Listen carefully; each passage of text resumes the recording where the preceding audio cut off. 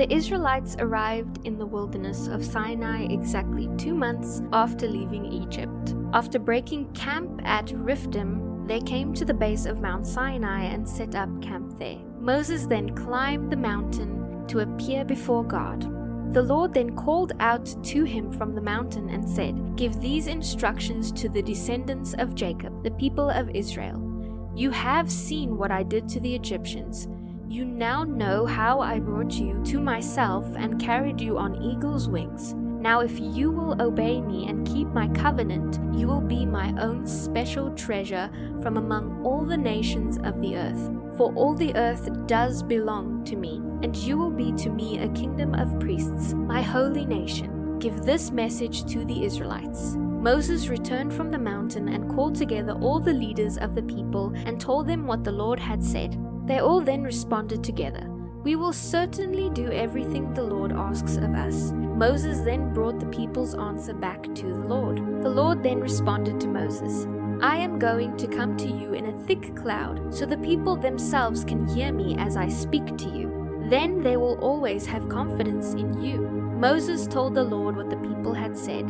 Then the Lord told Moses to go down and prepare the people for his visit, to purify them today and tomorrow, and have them wash their clothing. Be sure they are ready on the 3rd day, because God will come down upon Mount Sinai as all the people watch. And then to set boundary lines that the people may not pass, and to warn them to be careful. They must not go up the mountain or even touch its boundaries. Those who do will certainly die.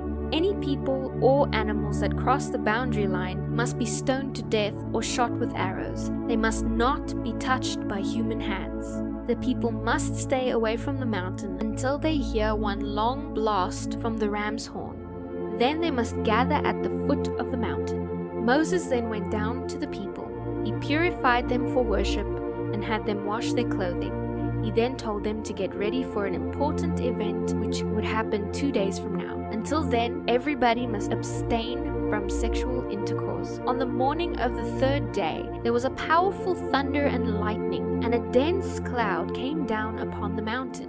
There was a long, loud blast from a ram's horn, and all the people trembled. Moses then led them out from the camp to meet with God, and they stood at the foot of the mountain. All Mount Sinai was covered with smoke, because the Lord had descended on it in the form of fire. The smoke billowed into the sky like smoke from a furnace, and the whole mountain shook with a violent earthquake. As the horn blasted louder and louder, Moses spoke, and God thundered his reply for all to hear. The Lord then came down on the top of Mount Sinai and called Moses to the top of the mountain. Moses then climbed the mountain. The Lord then told Moses, "Go back down and warn the people not to cross the boundaries.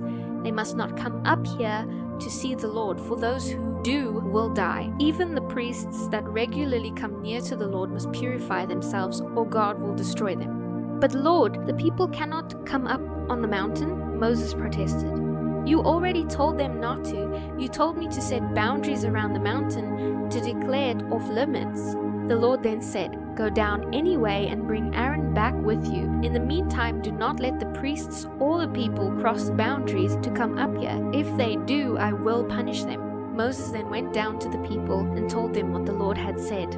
God then instructed the people as follows: "I am the Lord your God, who rescued you from slavery in Egypt. Do not worship any other gods besides me. Do not make idols of any kind, whether in the shape of birds or animals or even fish. You must never worship or bow down to them. For I, the Lord, your God, am a jealous God, who will not share your affection with any other god. I do not leave unpunished the sins of those who hate me, but I punish the children for the sins of their parents to the 3rd and 4th generations. But I lavish my love on those who love me and obey my commands, even for 1,000 generations. Do not misuse the name of the Lord your God. The Lord will not let you go unpunished if you misuse his name. Remember to observe the Sabbath day by keeping it holy. 6 days a week are set apart for your daily duties and regular work, but the 7th day is a day of rest, dedicated to the Lord your God. On that day, no one in your household may do any kind of work, This includes everyone, your sons and daughters, your male and female servants, your livestock, and any foreigners living among you. For in 6 days the Lord made the heavens, the earth, the sea, and everything in them. Then he rested on the 7th day. That is why the Lord blessed the Sabbath day and set it apart as holy. Honor your father and mother, then you will live a long, full life in the land the Lord your God will give you. Do not murder, do not commit adultery, do not steal, do not testify falsely against your neighbor, do not covet your neighbor's house, do not covet your neighbor's wife, male or female servant, ox or donkey, or anything else your neighbor owns. When the people heard the thunder and loud blast of the horn, and when they saw the lightning and the smoke billowing from the mountain, they then stood at a distance, trembling with fear, and then said to Moses, "You tell us what God says, and we will listen. But don't let God speak directly to us. If he does, we will die." Moses replied, "Don't be afraid, for God has come in this way to show you his awesome power. From now on, let your fear of him keep you from sinning." As the people stood in the distance, Moses entered into the deep darkness where God was. The Lord then said to Moses, "Say this to the people of Israel: You are witnesses that I have spoken to you from heaven. Remember, you must not make or worship idols of silver or gold. The altars you make for me must be simple altars of earth. Offer on such altars your sacrifice to me, your burnt offerings and peace offerings, your sheep and goats and your cattle.